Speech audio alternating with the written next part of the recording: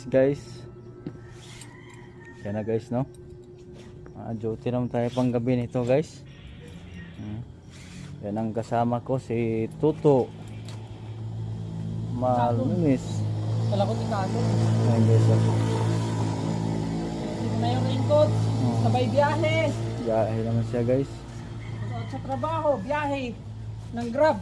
Grab naman siya, ganun kalupit yung mga kasama natin guys, no? Sobrang sipag ba? Kailangan kumayod eh. Ikaw pa naman 5 asawa. 5 asawa lang niya guys eh.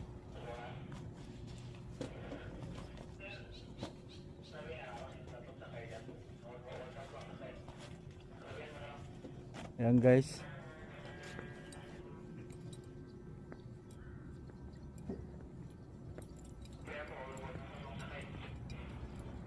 Malinis.